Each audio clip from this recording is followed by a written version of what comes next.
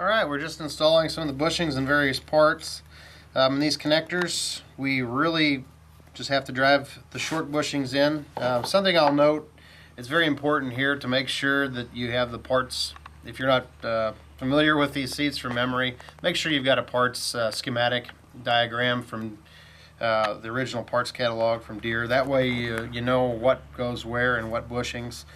I mean, it's not rocket science, but it's one of those things that you just want to make sure we get it right, because it's not always easy to drive bushings back out. Highly recommend use a bushing driver. That way we're not ruining any brand new bushings and having to call Steiner saying, "Hey, I need more bushings," because I wasn't paying attention and messed it up. Got another one driven home. It's really not important on these orientation because they're symmetrical.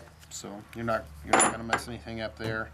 When we get to putting them in the torsion springs, there's certain orientation must be used. The long brass bushings go in the small side, and those just actually pressed in. That's another area to note. Sometimes the rubber is actually on the inside where your bushings go on the torsion springs. That's just another area that can be a real booger.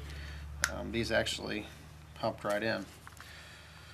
So, and the steel bushings go in the back side of the torsion springs, and they fit right in. It looks like we're not going to have to drive these. Oh, I see that. Oh, that one went in. So this one we probably want to be careful. It almost would be a little bit loose in there that we don't lose it.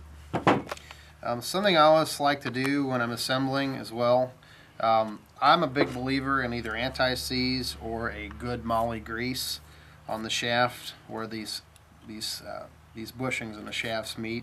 Now, some would say that's not necessary because I believe the brass bushings here are oil impregnated, but I guess I'm always a little overcautious. I figure you're never going to lubricate these again after you assemble the seat, and now is your opportunity. Make sure that you don't get carried away, obviously, because if you get grease rubbed on the part, it makes it a little difficult to paint it later on.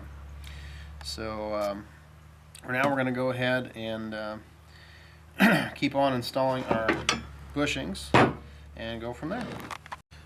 Alright, one particular spot where bushing orientation is important, among others which we'll show in a second, is on the suspension arms.